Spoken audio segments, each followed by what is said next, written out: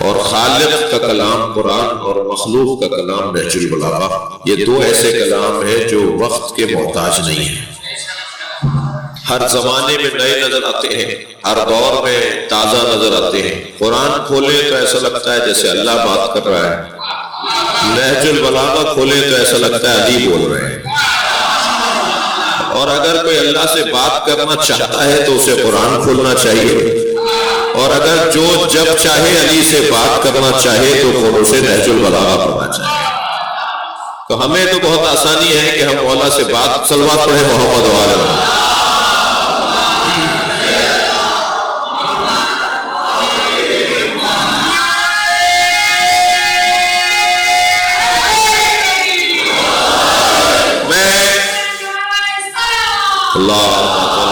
محمد و آل محمد۔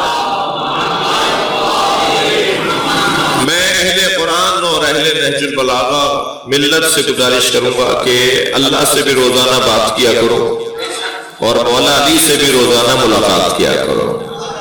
ہمارے لیے آسان ہے، جب کھولیں تو ایسا لگتا ہے علی بول رہے ہیں، اور قرآن نہج البلاغہ کھولتے ہیں نا تو اگر تھوڑا سا روحانیت بڑھی بھی ہو، تھوڑا سا طہارت قلبی بہتر ہو، تھوڑا سا طہارت بدنی بہتر ہو، تو شاید ہمیں علی کی زیارت بھی نصیب ہو جائے۔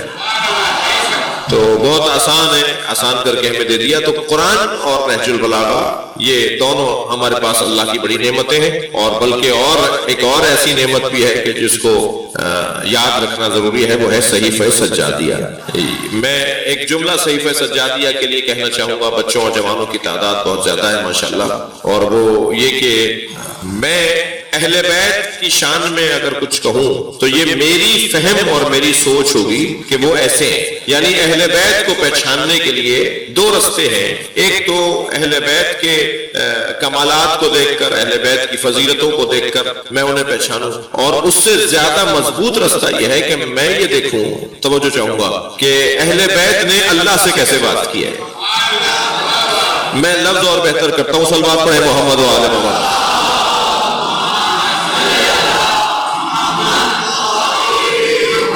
اس سے بہتر اور بلند صلوات نبی کی ذات پر۔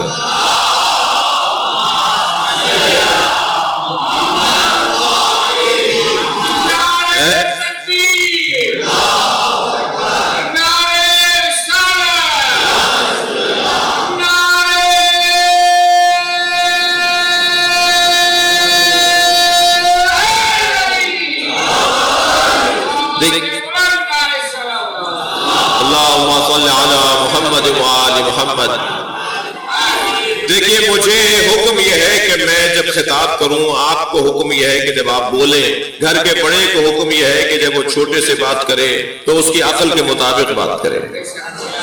ہمیں حکم یہ ہے کہ جب بولنے لگو تو عقل کے مطابق بات کرو۔ اب مثلا میں مجلس پڑھنے کے لیے آیا ہوں تو مجھے اپنی پورے خطاب میں اس بات کا خیال رکھنا ہے کہ یہ چھوٹا سا بچہ بھی مجلس میں آیا ہوا ہے، اور علاقے کا بزرگ بھی آیا ہوا ہے، علاقے کا عالم دین بھی آیا ہوا ہے، تو ککڑی لگانے والا بھی آیا ہوا ہے، ٹھیلا لگانے والا بھی آیا ہے، جوتیاں بنانے والا بھی آیا ہے، تو فیکٹری کا مالک بھی آیا ہوا ہے، ڈاکٹر بھی آیا ہوا ہے، تو مریض بھی آیا ہوا ہے۔ تو مجھے خطاب کرتے وقت حکم یہ ہے کہ اس انداز سے گفتگو کروں کہ کسی کے کوئی طبیعت پہ بھاری پن نہ ہو، کسی کو کوئی غلط فہمی نہ ہو جائے، بات سنگین بھی ہو تو قابل ہضم ہو۔ جی یہ حکم ہے ہمیں، اور ہمیں ہی یعنی مجھے ہی نہیں، آپ سب کو، ہم سب کو حکم ہے کہ لوگوں سے ان کی عقلوں کے مطابق بات کیا کرو، اور لوگوں سے ان کی عقل کے مطابق بات کرنے کو ہی تقیہ کہا جاتا ہے۔ جی تقیہ کا مطلب کیا ہے؟ تقیہ کا مطلب یہ ہے کہ سامنے والے کی قابلیت دیکھ کر بات کرو۔ تقیہ بزدلی کو نہیں کہتے، حکمت اور دانائی کو کہتے ہیں۔ لہذا اللہ پر بھی تقیہ واجب ہے، صلوات پڑھیں محمد و آل محمد۔ جی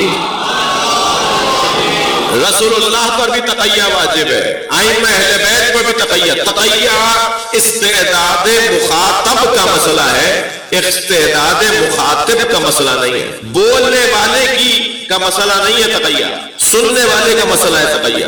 سننے والے میں جیسے جیسے قابلیت بڑھتی چلی جائے، آپ بات کرتے چلے جائیں، بڑھاتے چلے جائیں۔ سننے والے میں اگر قابلیت اس اعتبار سے نہیں ہے تو آپ اس کے مطابق بات کریں. تو مسئلہ سامنے والے کا ہے. مثلا سرکار ارشاد فرما رہے ہیں نحنو معاشر الانبیاء نکلم الناس علی قدر عقولہم، ہم انبیاء لوگوں سے ان کی عقلوں کے مطابق بات کرتے ہیں. اب مولا علی کا جملہ لیجئے جو میں نے اب تک بات کی ائمہ کی معرفت کے حوالے سے. مولا فرماتے ہیں سرکار نے، جملہ محسوس کیجئے گا مولا کا، سرکار نے یہ فرمایا، نبی نے یہ فرمایا کہ ہم لوگوں سے ان کی عقلوں کے مطابق بات کرتے ہیں. مولا علی فرماتے ہیں اگر نبی نے اپنی عقل کے مطابق ہم سے بات کی ہوتی تو ہم نہ سمجھ پاتے. سرکار نے اپنی عقل کے مطابق بات نہیں کی ہے، سرکار نے ہماری عقل کے مطابق ہم سے بات کی ہے. اب دیکھنا یہ ہے کہ اہل بیت جب ہم سے بولتے ہیں تو وہ ہماری عقل کے مطابق بات کرتے ہیں. جملہ محسوس کریں. مگر جب اللہ سے بات کرتے ہیں تو اپنی عقل کے مطابق بات. تو اگر مقام اہل بیت سمجھنا ہے تو ہمیں دعاؤں کو پڑھنا پڑے گا. صلوات پڑھے محمد و آل محمد.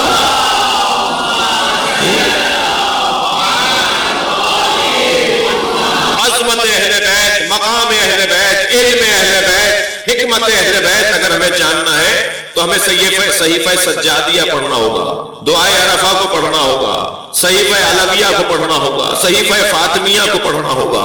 یہ ائمہ اہل بیت کی دعاؤں کے مجموعوں کے نام ہیں جو میں لے رہا ہوں. قربان جائیں ایک ایک جملہ ایک سیمینار کا موضوع ہے. بینر پر وہ جملہ معصوم امام کا لگا دیا جائے اور 10 دنیا کے ٹاپ 10 دانشوروں سے کہا جائے اس ایک جملے پر آ کر بات کرو. وہ 10 کے 10 بڑے بڑے دانشور جب آ کر میرے مولا کے ایک جملے پر خطاب کریں گے تو ان کے 85 صفوں پر مشتمل مقالے چھوٹے پڑ جائیں گے مگر یہ جملہ سرداری کرتا رہے گا. اتنی سنگینی ہے ائمہ کے اقوال کے اندر. صلوات پڑھے محمد و آل محمد.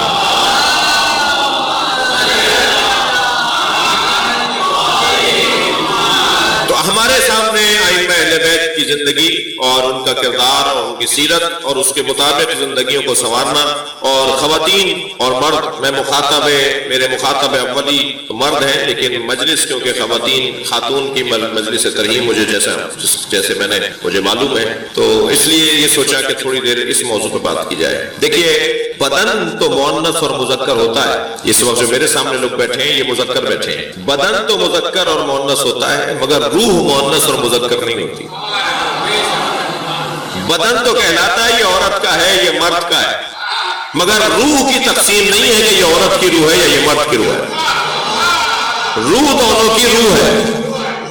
بدن مرد اور عورت کا ہوتا ہے، روح عورت کی علیحدہ اور مرد کی علیحدہ نہیں ہوتی، روح ایک ہی ہے. اور مجھے جواب دے میرے بچے، اللہ کا قرب حاصل کرنے کے لیے، رسول اللہ کا قرب حاصل کرنے کے لیے، علی کا مولائی ہونے کے لیے بدن ضروری ہے یا روح ضروری ہے؟ روح کو اولویت حاصل ہے. اگر میرا قرب روحانی مولا علی سے بڑھ جائے تو چاہے بدن عورت کا ہو شاید بڑے مردوں سے آگے نظر آ رہی. اگر خاتون کا قرب مولا علی سے بڑھ جائے اور مولا علی کی وہ مولائی ہو جائے تو کیا معلوم کہ بہت سارے مردوں سے زیادہ وہ بہادر نظر آئے. اور ہمارے معاشرے میں تو یہ بات بہت ہی روشن انداز سے ہمارے سامنے ہے، مشاہدے میں ہے کہ مرد حضرات تو شاید 2 مجلسیں کرنے کے بعد تھک جاتے ہوں لیکن خواتین ایک سے دوسری سے تیسری چوتھی 10ویں 15ویں مجلس کرنے کے بعد بھی کہتی ہیں کہ پھر ایک اور مجلس کر کے آ جاؤ. خواتین میں جتنا جذبہ دین کا پایا جاتا ہے وہ مردوں میں نہیں پایا جاتا. آپ ناراض نہ ہوئیے گا، اس وقت اگر آپ مجلس میں بیٹھے ہیں تو یہ بھی کسی خاتون کی برکت سے بیٹھے ہیں.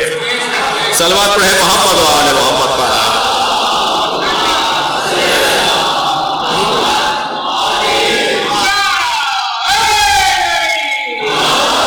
وہ ماں کی تربیت ہو، وہ زوجہ کا سہارا ہو، وہ بیٹیوں کی ہمت افزائی ہو، جی وہ بہنوں کی حوصلہ افزائی ہو. بہرحال خواتین کا معاشرے کے اندر بڑا کردار. قرآن مجید میں اللہ نے 11 عورتوں کا ذکر کیا ہے اور 2 عورتوں کی مذمت کی ہے. وہ جو 11 عورتوں کا ذکر کیا ہے قرآن میں اللہ نے وہ تعریف کے انداز سے کیا ہے. حضرت حوا کا ذکر ہے قرآن میں، حضرت حاجرہ کا ذکر ہے قرآن میں، حضرت سارہ کا ذکر ہے قرآن میں، حضرت مریم کا ذکر ہے قرآن میں جی، اور حضرت آسیہ کا ذکر ہے قرآن میں، حضرت خدیجہ کا ذکر ہے قرآن میں، حضرت زہرا کا ذکر ہے قرآن میں. قرآن صلوات پڑھے محمد و آل محمد.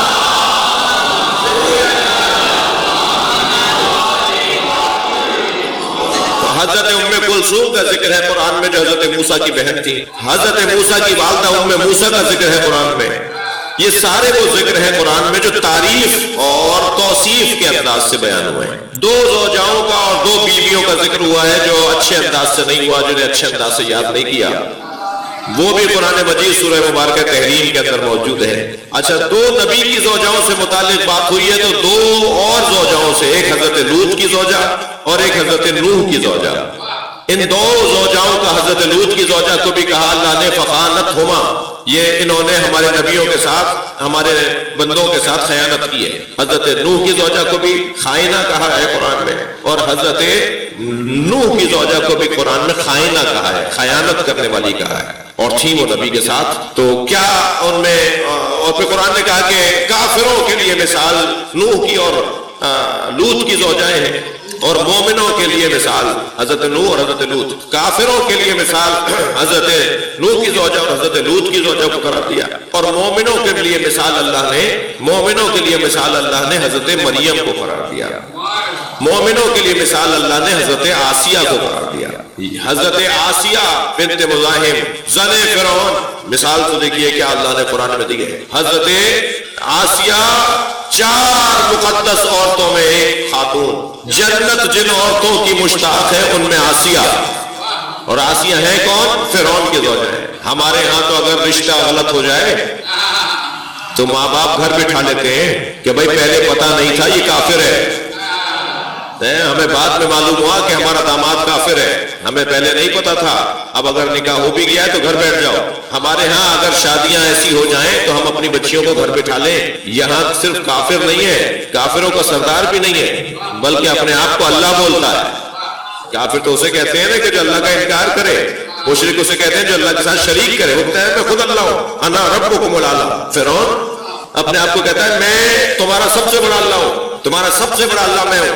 یہ نہ صرف کافر ہے, مشرک ہے, بلکہ دعوی الوہیت کرنے والا ایک ایسا موذی بیمار ہے, ایک ایسا موذی جانور ہے کہ جو معاشرے کے اندر فساد کا سبب ہے. یہ ان کی زوجہ ہے. سوال یہ ہے کہ حضرت آسیہ گھر کیوں نہیں بیٹھی؟ تو جواب یہ ملے گا کہ انہیں یہاں رکھا ہی اس لیے گیا ہے کہ ایک نبی کی حفاظت کرنی ہے. اگر ایک نبی کی حفاظت کی خاطر حضرت آسیہ کو فرعون کے گھر میں رکھا جا سکتا ہے اور ان کی کوئی مذمت نہیں ہوگی, تو تمہیں ابو طالب کی شان میں توہین کرنے کی اجازت کیسے؟ صلوات پڑھیں محمد و آل محمد پر.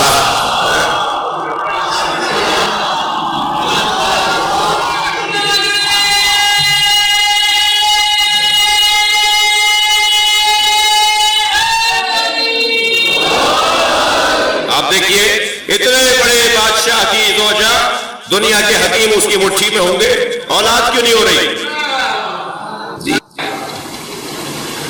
اولاد نہیں ہو رہی صاحب, دنیا ساری ہاتھوں میں ہے مگر اولاد نہیں ہو رہی. بیٹھے ہوئے دریائے نیل کے کنارے پر محظوظ ہو رہے ہیں پرفضا ماحول سے کہ اچانک ایک صندوق چا تیرتا ہوا نظر آیا. ادھر 70,000 بچے مروا چکا ہے. جی کیسے چھپایا ہوگا حضرت ام موسیٰ نے؟ میرا تو یقین ہے کہ حضرت ام موسیٰ نے نہیں چھپایا ہے. اللہ جسے حجت خدا بناتا ہے اس کی حفاظت کا انتظام بھی خود کرتا ہے. لہذا جیسے ام موسیٰ 70,000 بچوں کی شہادت اور قتل کے بعد بھی حضرت موسیٰ کو بچانے میں کامیاب ہو گئی, یہ منظر وہی ہے کہ ایک لمحے پہلے حضرت حکیمہ خاندان خاتون نے آ کر امام عسکری سے کہا کہ نرجس خاتون پر تو کوئی آثار ولادت ہی نہیں ہے. جن کے ہاں بچوں کی ولادت قریب ہوتی ہے ان کے اوپر آثار ہوتے ہیں, ان کا کوئی خاص انداز ہوتا ہے عورتوں کا. یہاں تو کوئی انداز ہی نہیں ہے, یہاں تو کوئی آثار ہی نہیں ہے. آ کر کہا مولا عسکری سے, امام نے فرمایا پھوپھی اماں یہ امر الہی ہے, اللہ جب چاہے گا بھیج دے گا. بس اتنی سی بات کر کے دوبارہ حجرے میں گئی تو کیا دیکھا پیشانی سجدے میں ہے, امام زمانہ کی ولادت ہو چکی ہے. صلوات.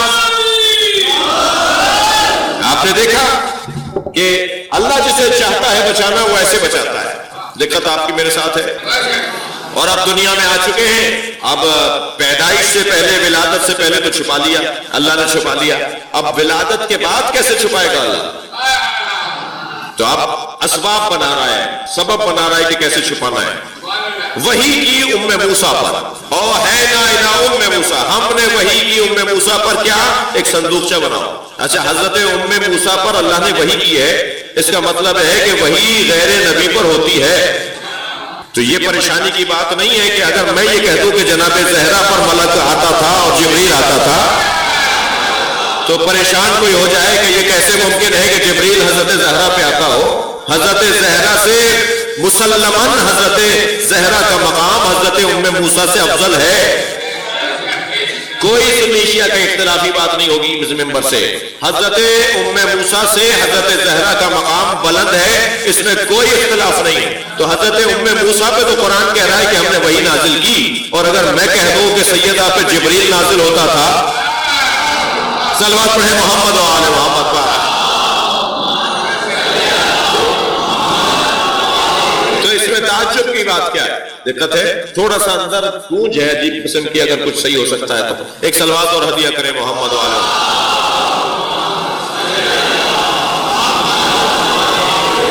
اس سے بہتر اور بلند صلوات نبی کی ذات پہ۔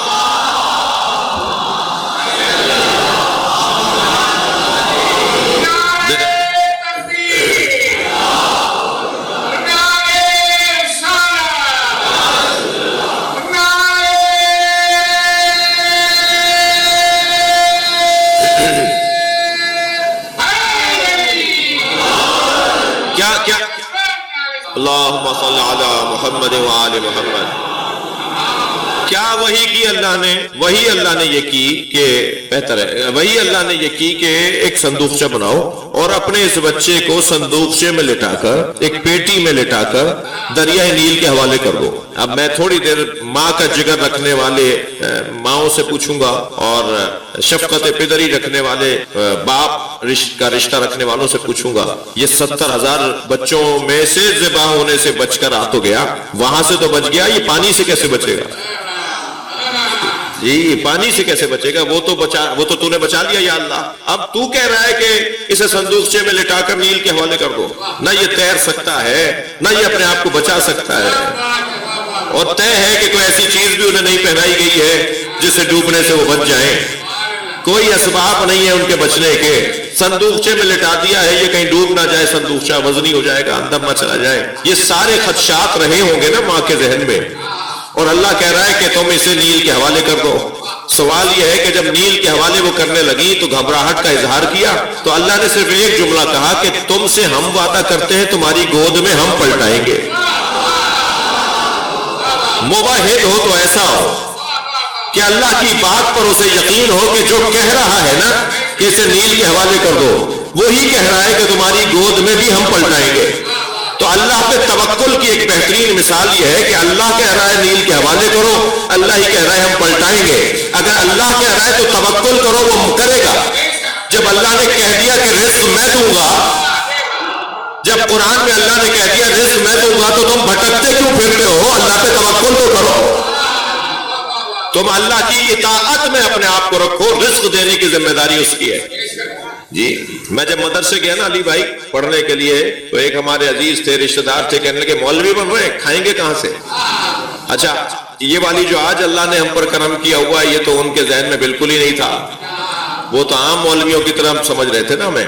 تو کہنے لگے کھائیں گے کہاں سے؟ میں نے کہا جی اللہ نے کہا ہے کہ میں رزق دوں گا۔ تھوڑی دیر سننے کے بعد کہنے لگے پھر بھی سوچا تو ہوگا کہ گزر بسر کیسے ہوگا؟ میں نے ایک حدیث سنا دی، پھر کہنے لگے نہیں بیٹا یہ باتیں صحیح ہیں مگر کچھ تو انتظام ہو نا، کیسے گزارا ہوگا؟ بچے ہوں گے، فیملی ہوگی، گھر ہوگا، کیسے گزارا ہوگا؟ اب میں نے سوچا نہ حدیث مان رہے ہیں نہ یہ قرآن کی آیت مان رہے ہیں، تو میں نے کہا جی وہ اسرائیل کا ایک یہودی ہے، اس نے کہا ہے کہ $100 مہینے کے دوں گا۔ تو کہنے لگے ہاں یہ بات ہوئی نا، تو ہمارے ہاں تو مسلمانی ایسی ہے، صلوات پڑھے محمد و آل محمد۔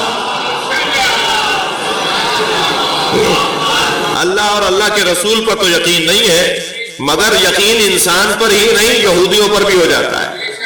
تو اللہ کے اوپر توکل بھی کوئی چیز ہے۔ عزیزان گرامی میں بچوں اور جوانوں سے کہہ رہا ہوں، پیغام دے رہا ہوں، اپنی مشکلات اپنی پریشانیاں اپنے جیسوں سے زیادہ اپنے جیسوں سے جا کر بیان نہ کیا کرو. میں پریشان ہوں، میرا یہ مشکل ہے، میری وہ مشکل ہے، اپنے جیسوں سے جا کر بیان نہ کیا کرو. جی ممکن ہے کوئی کہے کہ پھر تعاونوا علی البر والتقوی کیا ہے؟ ایک دوسرے کے ساتھ نیکی کے کاموں میں مدد دیا کرو، لیا کرو، اس کا کیا مطلب ہے؟ جب میں کسی اپنے جیسے سے جا کر اپنی پریشانیوں کو، لفظ بول رہا ہوں جان بوجھ کے، گاتا ہوں، اپنے جیسے کے پاس جا کر اپنی پریشانیوں کو گاتا ہوں، تو حدیث کہتی ہے کہ حدیث قدسی کہتی ہے کہ اللہ کہتا ہے حدیث قدسی میں کہ جب کوئی بندہ اپنے جیسوں کے پاس جا کر اپنی پریشانیوں کو روتا ہے تو وہ گویا میری شکایت لگاتا ہے. اللہ کی شکایت لگائی جائے گی. کیا تم اگر پریشان ہوتے ہو تو کیا مصلی نہیں ہے تمہارے پاس؟ اور ہمارے پاس تو مصلی کے ساتھ عزاخانہ بھی ہے. ہم مصلی 2 رکعت نماز پڑھ کر علم پر سلام کر لیں پھر پریشان نہ ہوا کریں. صلوات پڑھیں محمد و آل محمد پر.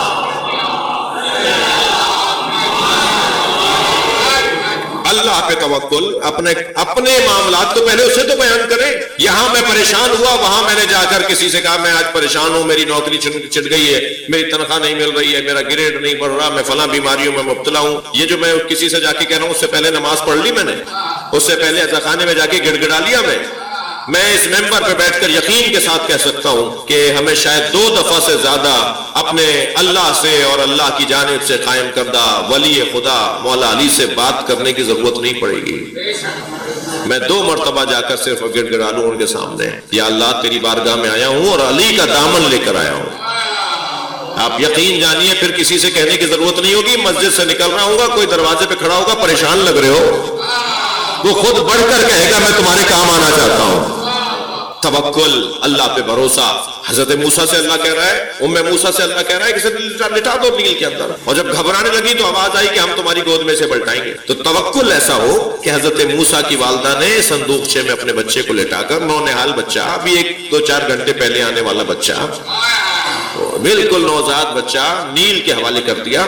اور خود کنارے کنارے چل رہی ہیں، وہ صندوق سے تیرتا ہوا جا رہا ہے اور یہ دریا کے کنارے کنارے، سمندر کے کنارے کنارے چل رہی ہیں کہ ایک مرتبہ دیوار آ گئی سامنے، محل کی دیوار. اب یہ تو آگے جا نہیں سکتی، مگر وہ کنارہ محل سے گزر رہا تھا. وہ صندوقچہ بھی آگے بڑھ گیا، ابھی نظر ہی نہیں آ رہا کہ صندوقچہ کہاں چلا گیا. آگے تو دیوار ہے، محل ادھر. بہت مدت بعد زندگی میں پہلی مرتبہ حضرت آسیہ نے فرعون سے کہا کہ کچھ دیر کنارے، دریا کے کنارے چل کے بیٹھتے ہیں، دل کر رہا ہے تم سے کچھ باتیں کروں. اللہ بھیج رہا ہے. اب یہ بیٹھے کنارے دریا کے مناظر دیکھ رہے ہیں، دریا کے منظر دیکھ رہے ہیں کہ ایک مرتبہ صندوق تیرتا ہوا نظر آیا. تو کہنے لگی یہ غیر معمولی بات ہے، ایسے صندوق کوئی دریا میں تیرتا نہیں ہے، اس میں ضرور کچھ ایسی چیز ہے جسے ہمیں لینا چاہیے. انہوں نے فوراً اپنے نوکروں کو آواز لگائی کہ صندوقچہ لے کر آؤ. اب لوگوں نے وہاں بہرحال جو بھی ملاح رہے ہوں گے، جو بھی تیراک رہے ہوں گے، وہ گئے اور وہ صندوقچہ اٹھا کے لائے اور ان کے سامنے جیسے رکھا، انہوں نے کھولا تو نوزاد بچہ. 70,000 بچے مروا چکا ہے اسی بچے کی وجہ سے. اس بچے کی خوف میں 70,000 بچے مروا چکا ہے کہ ایک بچہ آئے گا جو تیری تختہ الٹے گا، تیری حکومت کو بگاڑ دے گا، تیری حکومت اسے چھین لے گا. ایک بچہ دنیا میں آنے والا ہے. تو ہر آنے والے بچے کو مرواتا رہا اور یہی بچہ جو تختہ لوٹے گا اسے گود میں لے کے بیٹھا ہے.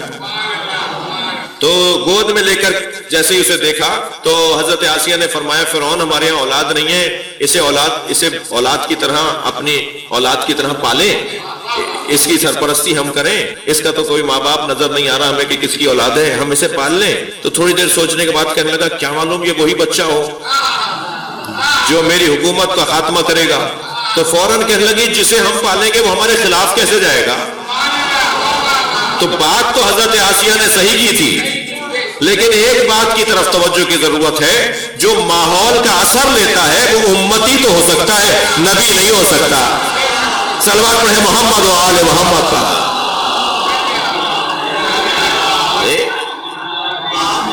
ہم اور آپ تو ماحول کا اثر لے سکتے ہیں، لیکن نبی ماحول کے اثر میں رنگ جائے، ماحول کا اثر لے لے، یہ نبی اور معصوم کے لیے اللہ اس کی حفاظت کرنے والا ہے. یہ جس ماحول سے آئے ہیں اسی ماحول کے رہتے ہیں.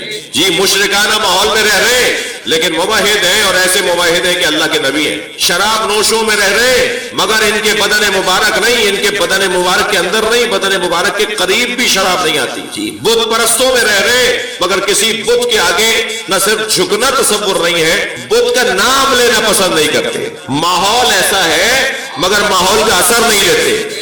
یہ بہت بڑا پیغام ہے آج کے جوانوں کے لیے. خبردار، تمہیں اگر امریکہ جانے کا شوق ہے، تمہیں اگر کینیڈا جانے کا شوق ہے، آسٹریلیا جانے کا شوق ہے اور جا رہے ہو اور جا چکے ہو، میں ان سے مخاطب ہوں. مجلس میں آپ کے یہاں پڑھنے آئے ہو لیکن یہاں کے لیے تو مجلس نہیں پڑھ رہا نا. بات تو پتہ نہیں کہاں کہاں تک جا رہی ہے. صلوات پڑھے گا محمد و آل محمد. تم کتنے ہی دنیا کے جدید ماحول میں چلے جاؤ، کتنے ہی بڑے ماحول میں چلے جاؤ، تم تینوں کی چھت سے نکل کر مثال کے طور پر ڈیفینس کے محلوں میں چلے جاؤ، محل میں چلے جاؤ، تو یاد رہے کہ وہاں جانے سے تمہاری طبیعت پہ اثر نہیں ہونا چاہیے. تم اپنے آپ کو قابو میں رکھو، جیسے ہو ویسے ہی رہو. یہ انبیاء کرام کی سیرت کا حصہ ہے اور ائمہ اہل بیت کی سیرت کا حصہ ہے. کہنے لگی جسے ہم پالیں گے وہ ہمارے خلاف کیسے جائے گا؟ تو یہ تسلی ہونے لگی اور ایک مرتبہ پیار کرنے کے لیے منہ آگے بڑھایا تو اللہ کا نبی کیسے برداشت کر لے؟ فوراً حضرت موسیٰ نے ننھا سے ہاتھ اٹھا کے داڑھی پکڑی اور دوسرے ہاتھ سے تھپڑ مارا اور فرعون کے منہ پہ تھپڑ لگا تو جھنجھلا کے کہنے لگا مجھے لگتا ہے یہی وہ بچہ ہے. پھر بولی نہیں بچہ ہے، یہ بچہ تو ایسا ہی کرتا ہے. وہاں سے اللہ نے پیغام بھی دیا کہ ہاں پہچان لے بچہ یہی ہے. اور کیا ہوا؟ بالآخر یہ ہوا کہ اسی گھر میں پلے بڑھے، اسی گھر میں جوان ہوئے اور پھر ایسا ماحول بھی بنا کہ اسی تختے کو لوٹنے والے بھی بنے. تو خبردار اپنے ذہنوں سے یہ جملے بھی مجھے نکال دینے چاہیے کہ جس کا نمک کھایا ہے اس سے بے وفائی نہیں ہوتی. تم یہ جان لو کہ اس کے پاس بھی اللہ ہی کا نمک ہے جو تمہیں کھلا کر تم سے غلط فائدہ لینا چاہتا ہے. تم اللہ کی اطاعت کے مقابل میں شیطانوں کی اطاعت نہ کرنا. صلوات پڑھے محمد و آل محمد.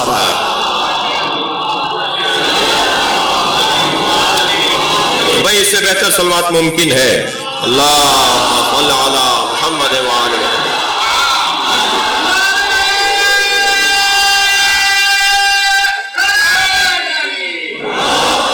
اب ادھر ماں تو ادھر دیوار کے سامنے جا کھڑی ہوئی، صندوق سے اندر چلا گیا. ماں کے جگر سے کہ پوچھے کیا گزر رہی ہوگی، روتی پیٹتی گھر واپس آ گئی. تو حضرت ام کلثوم نے جو بہن ہے حضرت موسیٰ کی، انہوں نے کہا اماں پریشانی کی بات نہیں ہے، میں اب دربار میں جاتی ہوں اور کسی طرح بچے کو دیکھ کر آتی ہوں کہ وہ سالم ہے یا نہیں، موسیٰ زندہ بھی ہے یا نہیں. تو وہ جو مانگنے والوں کی لائن تھی نا ان میں جا کے کھڑی ہو گئی. عورتوں کی لائن لگی ہوئی تھی جو دربار میں جا رہی تھی، کچھ انہیں مل رہا تھا راشن پانی، تو اس لائن میں لگ کر کھڑی ہو گئی ان کی بہن. اور جیسے ہی قریب پہنچی وہ بانٹنے والے کی تو ایک عورت دوسری عورت سے کہہ رہی تھی کہ وہ جو صندوق میں سے بچہ نکلا ہے آج دوسرا دن گزر گیا، بھوک کے مارے وہ رو بھی نہیں رہا. اور کوئی ماں اسے اگر قریب کرتی ہے کسی کے جس کے بچہ ہوتا ہے وہ اگر قریب کرتی ہے دودھ پلانے کے لیے تو کسی کا دودھ بھی نہیں لے رہا، وہ کسی کا دودھ بھی نہیں لے رہا اور رو پیٹ بھی نہیں رہا. عجیب ماجرا ہے، عجیب سا بچہ ہے، بچہ بڑا حسین ہے. اور فرعون اور آسیہ کہتے ہیں کہ اسے پالنا ہے، کہ کسی سے دودھ بھی نہیں لے رہا تو کتنے دن تک یہ بھوکا رہے گا، کسی سے دودھ نہیں لے رہا. تو یہی وہ مرحلہ تھا کہ فوراً حضرت ام کلثوم بولی مجھے ایک عورت کا پتہ ہے کہ جس کے ہاں بھی دودھ ہے، میں اسے لے آتی ہوں، شاید یہ اس کا دودھ لے لے. اب دیکھیں عقلوں پہ پردہ کیسا پڑا کہ یہ پوچھ ہی نہیں رہے کہ اس کے جب بچہ نہیں ہے تو اس کے یہ دودھ کیسے پلا سکتے ہیں. کہنے بھائی لے آؤ کم سے کم مرنے سے بچے. اب یہ دوڑتی گئی اماں اللہ نے نہیں کہا تھا تمہاری گود میں پلٹاؤں گی. صلوات پڑھے محمد و آل محمد پر.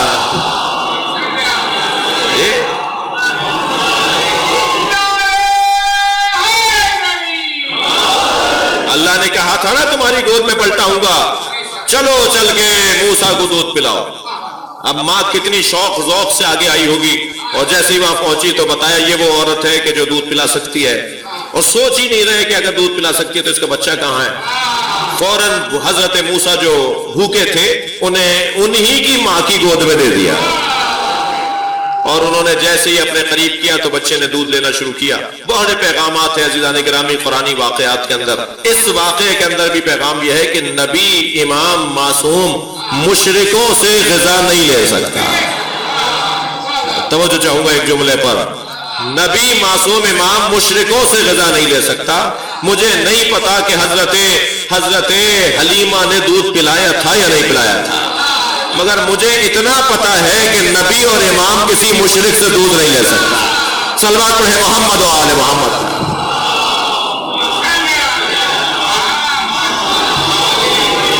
یہ ایک ماں کا ذکر ہے قرآن، یہ خاتون کا کردار ہے قرآن مجید میں، اور ادھر حضرت آسیہ کا کردار یعنی اسی واقعے سے جڑا ہوا کردار، وہ بھی بڑا حسین ہے، بڑا حسین کردار ہے۔ میں نے ایک جملہ کہا، اسے ذرا بہتر کر رہا ہوں۔ جب ہم اپنی بچیوں کو گھر بٹھا سکتے ہیں یہ سوچ کر کے داماد کافر نکلا، ہمیں نہیں پتا تھا کہ ہمارا داماد کافر ہے، بعد میں معلوم ہوا کہ یہ مشرک ہے، کافر ہے، تو ہم اسے اپنی بچی کو گھر بٹھا لیتے ہیں۔ تو فرعون سے حضرت آسیہ کا جب نکاح ہوا تو کیوں گھر نہیں بیٹھ گئی جا کر کے؟ شوہر تو ایسا ناہنجار ہے، خود زوجہ حضرت آسیہ اتنی مومنہ ہے کہ جنت ان کی مشتاق ہے، اور حتیٰ ان کی ایک فضیلت یہ ہے کہ جنت میں نبی کی 2 زوجائیں ہوں گی، نبی ہمارے سرکار کی 2 زوجائیں ہوں گی جنت میں، ایک حضرت خدیجہ ایک حضرت آسیہ۔ سرکار سے حضرت آسیہ کا عقد ہوگا جنت میں۔ اس صلوات پڑھے ذرا محمد و آل محمد۔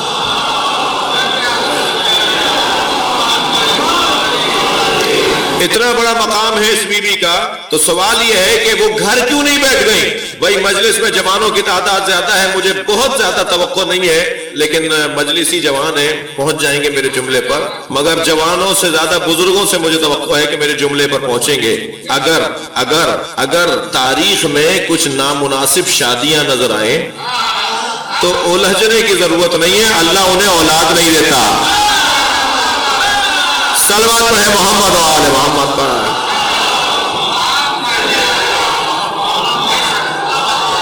کس سے بہتر اور بلند صلوات نبی کی ذات اللہ۔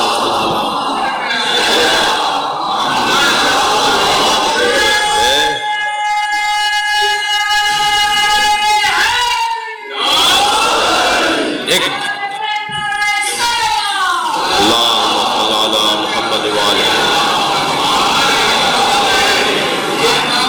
خواتین جو قرآن میں اللہ نے جن کا ذکر نازل کیا ان میں یہ 2 بیویاں، حضرت ہاجرہ کا مقام بھی بہت بلند ہے، صفا و مروہ کے درمیان سعی کرتی رہیں کسی طرح سے پانی مل جائے اور میرا بچہ مرنے سے بچ جائے۔ ادھر حضرت اسماعیل علیہ السلام زمین پہ لیٹے ہوئے ہیں، پیاس کی شدت ہے، تو اچانک دیکھا کہ پرندے اتر رہے ہیں اور اڑ رہے ہیں، تو سوچنے لگی کہ پرندے تو وہاں اترتے ہیں جہاں پانی ہوتا ہے، اور یہ تو وہیں اتر رہے ہیں جہاں میرا اسماعیل لیٹا ہوا ہے۔ تو پھر صحیح چھوڑ کر اس طرف بڑھی تو کیا دیکھا کہ حضرت اسماعیل جو پیڑ ایڑیاں رگڑ رہے تھے تو چشمہ نکل آیا ہے، اور حضرت اسماعیل پانی میں کھیل رہے ہیں، پانی سے محظوظ ہو رہے ہیں، پی بھی رہے ہیں، نہا بھی رہے ہیں اور محظوظ ہو رہے ہیں۔ توجہ چاہوں گا، تو یہ کیفیت دیکھ کر ایک صلوات عطیہ کریں محمد و آل محمد۔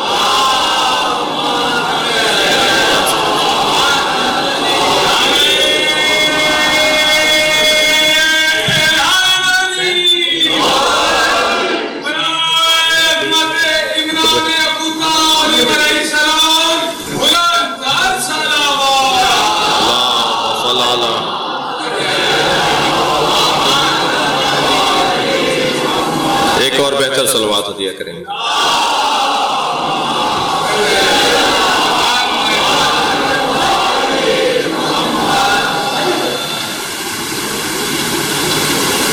ایک اور صلوات عطیہ کریں گے۔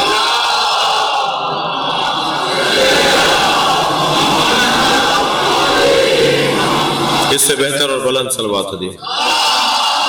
اللہم صل علی محمد و آل محمد۔ میں نے مختصر کیا، ویسے بھی بہت دیر سے بول رہا ہوں۔ خواتین جو قرآن میں اللہ نے جن عورتوں کا ذکر کیا ہے ان میں ایک حضرت آسیہ بنت مزاحم، ایک حضرت ام موسیٰ، اور ایک بڑا نام حضرت ہاجرہ کا ہے۔ اور حضرت ہاجرہ کو بڑی عظمت حاصل ہے، ایک نبی کی حفاظت میں ادھر سے ادھر، ادھر سے ادھر، صفا سے مروہ، مروہ سے صفا حضرت ہاجرہ دوڑ رہی تھی۔ یہ تو اللہ نے ہم پہ کرم کیا کہ 7ویں چکر پہ پانی نکل آیا، ورنہ مسلمانوں کو اتنے ہی چکر کرنے پڑتے۔ تو جیسے ہی حضرت آسیہ، اللہ نے بھی دیکھا کہ ماں خلوص کے ساتھ اپنے بچے کے لیے کوشش کر رہی ہے، اور جب ان کا خلوص، ان کی محنت ثابت ہو گئی کہ نہیں یہ اس سے زیادہ بھی کر سکتی ہے، تو پھر اللہ نے حضرت اسماعیل کے پیروں کی رگڑ سے چشمہ نکال دیا۔ ایک جملہ ہدیہ کروں گا، عجیب بات نہیں ہے، محنت ماں باپ کرتے ہیں، نتیجہ اولاد لیتی ہے۔ صحیح تو حضرت ہاجرہ کر رہی ہیں، مگر آب زمزم اب قیامت تک اسماعیل کے نام سے پیا جائے گا، اور حضرت ہاجرہ اور حضرت اسماعیل کے باب میں ایک ماں اور ایک بیٹے کے عنوان سے بڑی حسین قرآن مجید کے پیغامات ہیں کہ حضرت ہاجرہ اور حضرت اسماعیل دفن حتیم کے اندر، وہ ناٹی سی دیوار، وہ ڈی نما دیوار جہاں پرنالا گرتا ہے، جہاں باب میزاب رحمت گرتا ہے، اس جگہ پر حضرت ہاجرہ اور حضرت اسماعیل دفن ہے۔ اللہ کا کام بھی بڑا نرالا ہے۔ جو نظر و نیاز کو نہیں مانتے، جو سبیلوں کو نہیں مانتے، وہ مکے سے زمزم لا کے ضرور مارتے ہیں۔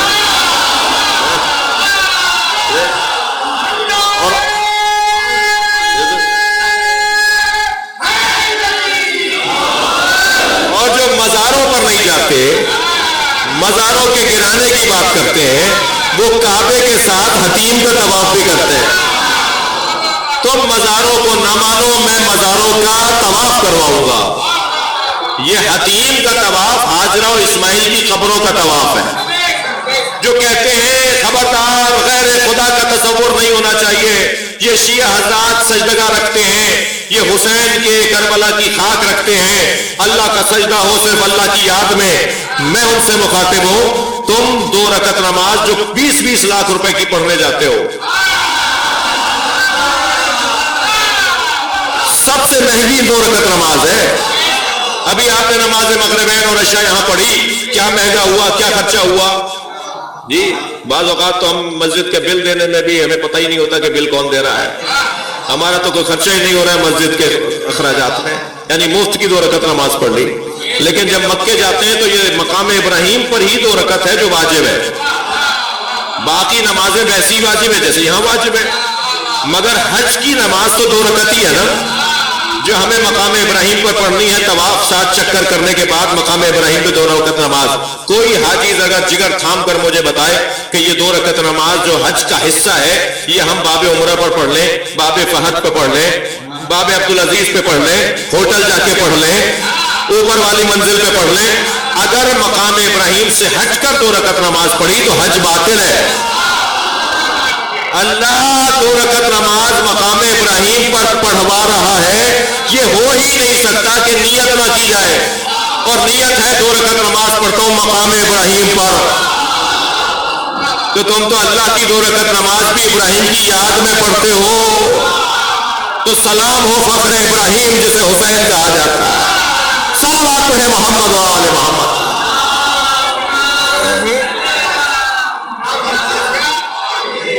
تو قرآنی خواتین، جو قرآن میں جن خواتین کا ذکر آیا ہے وہ 11 عورتیں ہیں جن کی تعریف آئی ہے، اور 2 نبی کی زوجائیں اور 2 حضرت لوط اور حضرت نوح کی زوجاؤں کی مذمت آئی ہے۔ جی اب جن کے بارے میں اچھے الفاظ نہیں آئے انہیں بھی پڑھنا چاہیے اس لیے کہ قرآن ہے، اور جن کے بارے میں اچھے الفاظ آئے انہیں بھی پڑھنا چاہیے اس لیے کہ ان سے ہمیں رہنمائی لینی ہے۔